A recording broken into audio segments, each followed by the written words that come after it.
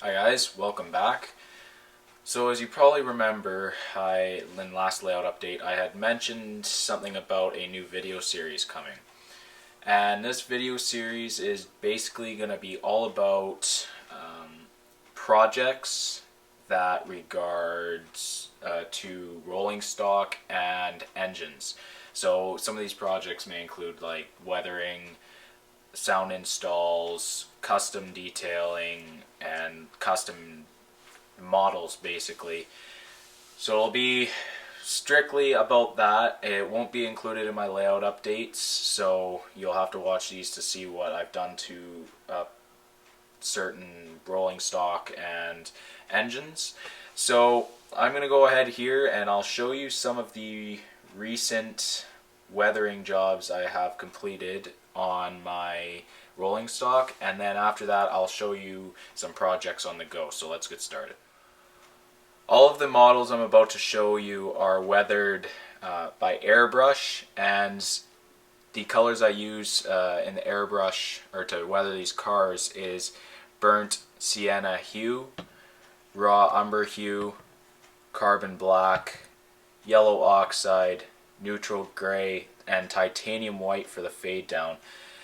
And these are by Golden Airbrush Colors, and these are pre-mixed paints for your airbrush. Some of them you do have to thin down just a little bit because they come out a little bit grainy, but they are very, very good airbrush colors. I quite enjoy using them, and they're pretty much hassle-free. I also use AIM Products weathering powders, and I also use some some basic craft store acrylic paints. Nothing too expensive with that. That's just I think I use raw umber as well as burnt sienna in acrylics. So basically these are just used to do the background or just kind of fade it, make it look weathered, and then I go over it again with acrylics to do the individual rust spots on the side of the car, as well as the powders to do the rust streaks. So without any further ado, let's get started and I'll show you some rolling stock that I've weathered. So the first one I have for you guys is this Athearn Genesis Procore UTC 33,000 gallon LPG tank car. And this I thought turned out very, very well. This car is actually modeled off of a prototype picture, so this prototype is very, very heavily faded, and then there's also some panel patches on the sides of this tank car. There's also an older panel patch, as you can see here. I'll bring it closer. But that gray patch there is supposed to represent an older panel that had been patched on to this tank car, and then these blacker ones obviously are the newer patches. So there's the ends, and then on the other side there is also some more patches to on the tank car. And this tank car is actually quite rusty. It's the picture that I modeled it off of was 3 years old, so who knows, it could have been scrapped by now or even completely refurbished. But the top, as you can see, is basically completely rusted. And I thought this tank car turned out really well, so we'll move on to the next car. Up next is this Athearn Ready to Roll Procore 30,000 gallon ethanol tank car. This is also modeled off of a prototype picture, and as you can see, this car is pretty heavily weathered, and from the tank cars that I've actually seen in person of this type, they are very rusty, and they're also very heavily faded. This one, in the prototype picture, although wasn't too faded down, it just had the rust streaks where the panels had been welded together, and lots of kick up on the ends here, and a rather large rust patch on the one side there. So as you can see, car turned out very well in my opinion, and we'll move on to the next car here in just a moment. So the next two cars that I'm going to show you are box cars. The first one is this Athearn Genesis 60-foot Norfolk Southern box car, and this again is also weathered from Prototype Pictures. So the prototype is very, very rusty, and actually the pictures weren't too badly out of date, so it was nice having a picture that was fairly present. So as you can see, there's quite a bit of rust buildup on the sides and end of the car.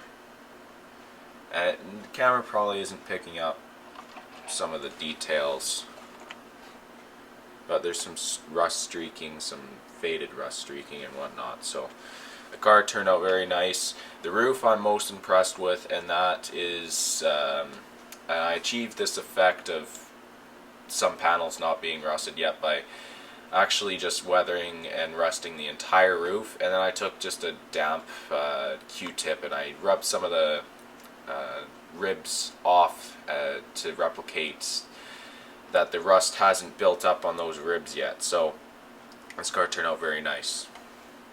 Next up is a CP 60-foot Gunnarsson boxcar by Athearn, and this is just a ready to roll model.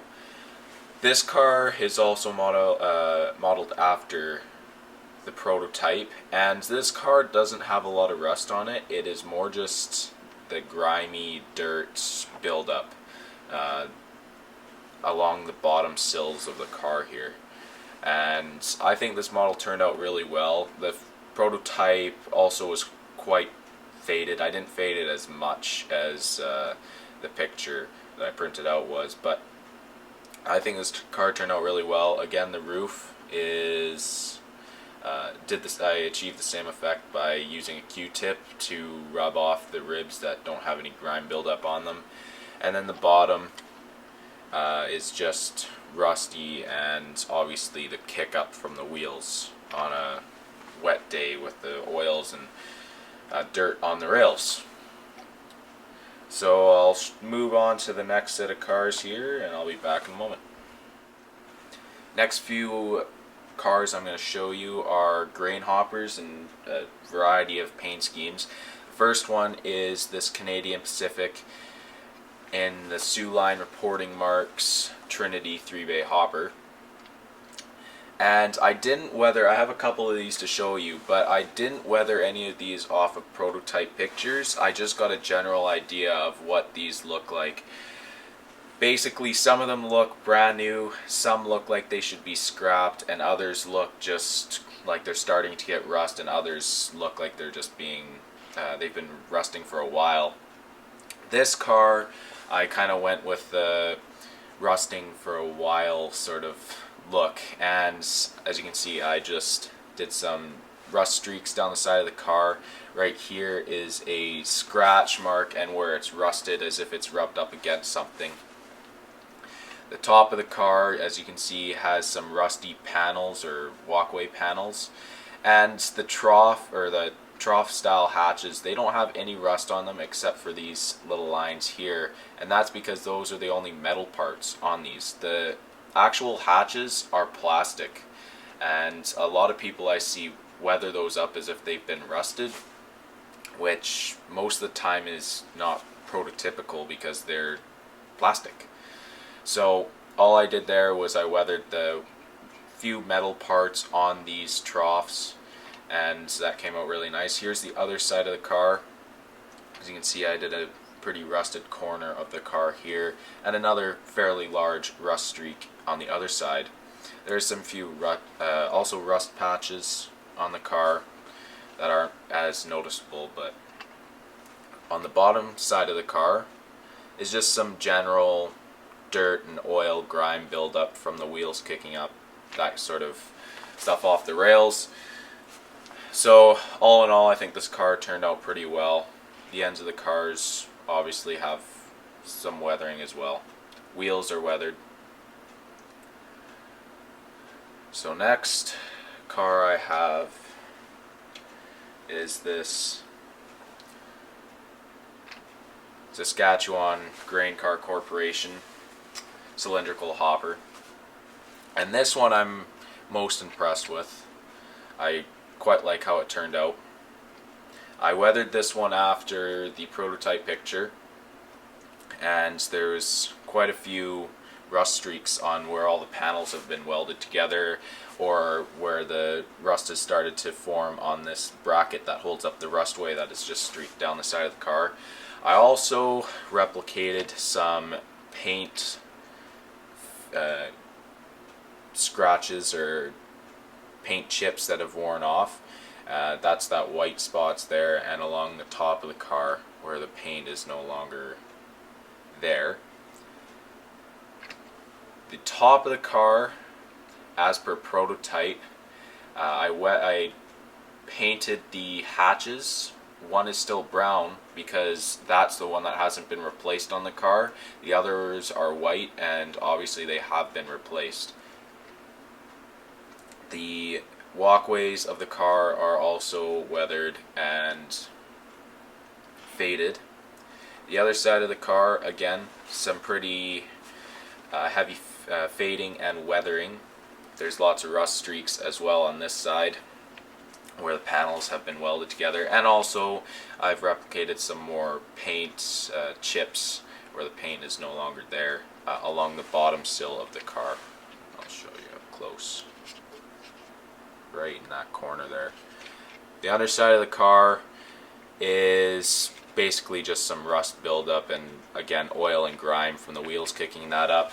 This car is actually a little bit harder to weather just because the car is dark and it doesn't really bring out the rust as well as some of the other brighter cars do. So I think this car turned out pretty well, or pretty good for my first attempt at one of these. So I'll go ahead and I'll show you the next few hoppers. Here is another version of the Canadian Pacific Trinity 3-bay hoppers with Sioux line reporting marks. This car here is actually one of the cleaner looking hoppers.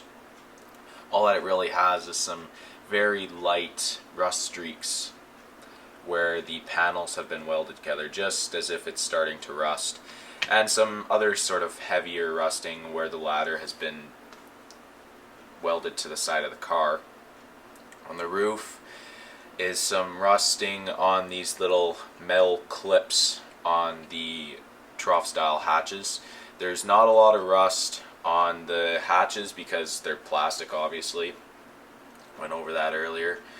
And on the other side of the car, there's little to no rusting at all. Just basically some more heavier rusting on the corners up top there,